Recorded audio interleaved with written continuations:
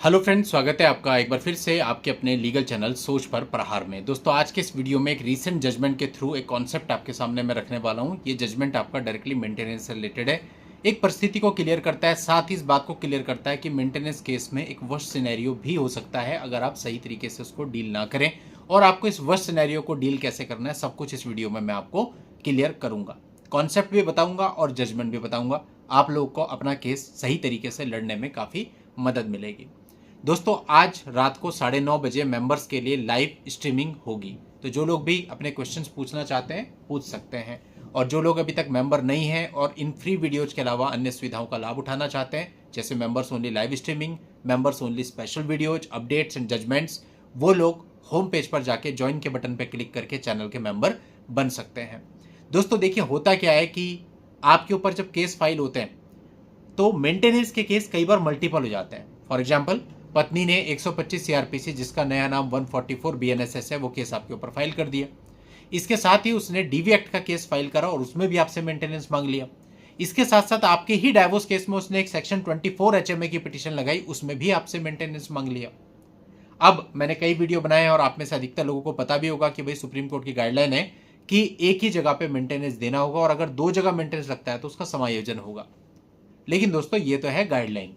अब तीनों ही केस में मेंटेनेंस का उद्देश्य अलग अलग है। 125 सीआरपीसी में यह है कि भाई जिसके पास गुजारा भत्ता नहीं है, अपना जीवन यापन करने के लिए उसको गुजारा भत्ता दिया जाए। सेक्शन 24 एचएमए में यह है कि जब तक केस चलेगा उस केस के दौरान पत्नी को कुछ ना कुछ दिया जाए ताकि अपना गुजारा कर सके और केस को चला सके। डीवी एक्ट के अंतर्गत हिंसा के बेस पे है। अब होता क्या है, कई बार एक केस में आपका मेंटेनेंस लग जाता है और आप ये मान के चलते हो कि भैया दूसरे केस में तो लग ही नहीं सकता। लेकिन ऐसे तमाम मामले होते हैं जहां पर पति दो ऑर्डर लेके बैठा होता है। डीवी में भी मेंटेनेंस लगा हुआ है और 125 सीआरपीसी में भी मेंटेनेंस लगा हुआ है। अब उसके पास उपचार क्या है कि वो इसे चैलेंज करे ऊपर वाली कोर्ट में, और जब तक नहीं करेगा नीचे वाली कोर्ट प्रेशर बनाएगी देने के लिए। अब ये मैक्सिमम टाइम पे हमारी गलती की वजह से होता है और कई बार हम कोर्ट को बताते हैं, उसके बाद भी फैक्ट्स इग्नोर हो जाते हैं। अब दोस्तों, इस प्रकार के ऑर्डर हो जाते हैं। आज का ये मामला कुछ ऐसा ही है। इसके बाद मैं आपको ये बताऊंगा कि आपको इसे सॉर्ट आउट कैसे करना है। इस मामले में पत्नी ने 125 सीआरपीसी का एक केस फाइल किया था, उसमें 10,000 रुपये प्रति माह का ऑर्डर हो गया था।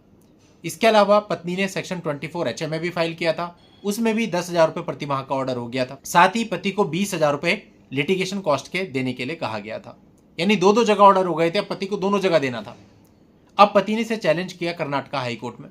कर्नाटका हाईकोर्ट ने कहा कि भाई दो अलग अलग प्रोसीडिंग्स में मेंटेनेंस के ऑर्डर पति को अगर दिए जाएंगे तो ये तो डबल मेंटेनेंस हो गया एक तरीके से, ऐसा नहीं होना चाहिए।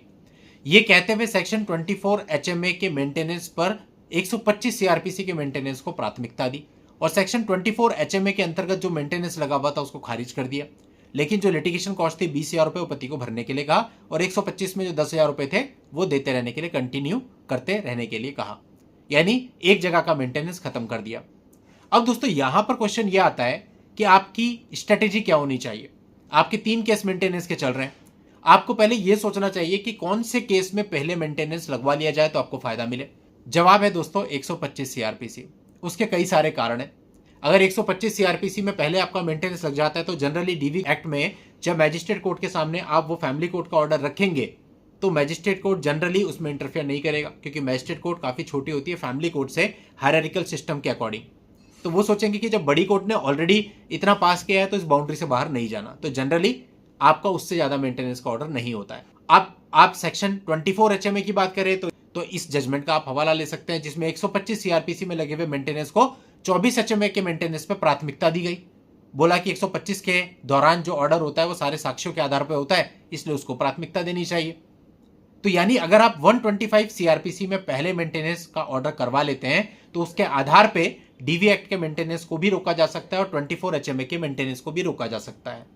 अब बात आती है कि ऐसी कौन सी परिस्थितियां हो जाती हैं जब दोनों जगह पे एक साथ मेंटेनेंस हो जाता है सुप्रीम कोर्ट की रूलिंग होने के बावजूद। ऐसा जनरली तब होता है जब आपका 125 सीआरपीसी में मेंटेनेंस हुआ, आपने डीवी एक्ट के अंतर्गत आर्ग्यूमेंट किए, लेकिन आर्ग्यूमेंट आपके वर्बल थे। आपने वर्बली तो कोर्ट को बताया मेरा 125 सीआरपीसी में इतना मेंटेनेंस का ऑर्डर रखा है, लेकिन रिकॉर्ड पर कुछ भी नहीं था।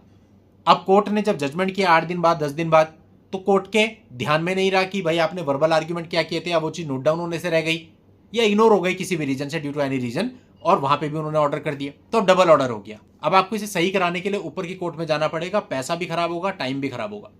इसलिए ज़्यादा ज़रूरी है कि पहले आप 125 सीआरपीसी के अंतर्गत मेंटेनेंस का ऑर्डर करवा लें, फिर इस ऑर्डर की एक सर्टिफाइड कॉपी आप डीवी एक्ट में और सेक्शन 24 HMA में फाइल करें, और उसके बाद जब आप आर्ग्यूमेंट दें तो वो रिटर्न आर्ग्यूमेंट दें जिसमें आप मेंशन करें साफ साफ कि ऑलरेडी 125 सीआरपीसी के अंतर्गत इतने रुपए प्रति माह का मेंटेनेंस ऑर्डर हो रखा है जिसका भुगतान आप कर रहे हैं, और ऑनरेबल सुप्रीम कोर्ट की गाइडलाइन के अकॉर्डिंग अलग से 2 जगह पे मेंटेनेंस का ऑर्डर नहीं होना चाहिए, और अगर ऑर्डर किया भी जाए तो उसका समायोजन होना चाहिए। ये सब चीजें अपने रिटर्न आर्ग्यूमेंट का पार्ट बना के दीजिए। मैंने आपको शॉर्ट में बताई, बट प्रॉपर लीगल लैंग्वेज में इसकी फ्रेमिंग की जानी चाहिए ताकि रिकॉर्ड पे रहे कि आपने नीचे वाली कोर्ट को बता दिया था कि आप ऑलरेडी मेंटेनेंस पे कर रहे हो। तो ऐसे में संभावना ना के बराबर हो जाती है कि आपका डबल मेंटेनेंस लगेगा। लोग गलती यही करते हैं, रिकॉर्ड पे कुछ लाते नहीं है, वर्बली खाली बोल देते हैं। वर्बल कितना किसको याद रहेगा वो कोई गारंटी नहीं है, और इसीलिए इस प्रकार के ऑर्डर होते हैं कि आपको खुद ही फिर घूमना पड़ जाता है, चक्कर मारने पड़ जाते हैं, टाइम पैसे की बर्बादी होती है। दोस्तों उम्मीद करता हूं पूरी बात समझे होंगे। इस पूरे मामले का लिंक आपको इस वीडियो के नीचे डिस्क्रिप्शन में मिल जाएगा, वहां जाके आप इस पूरे मामले की जानकारी ले सकते हैं। आज की इस वीडियो में इतना ही। नेक्स्ट वीडियो में नई जानकारी के साथ मैं आपसे फिर मिलता हूं, तब तक के लिए good bye and thank you for watching. Take care.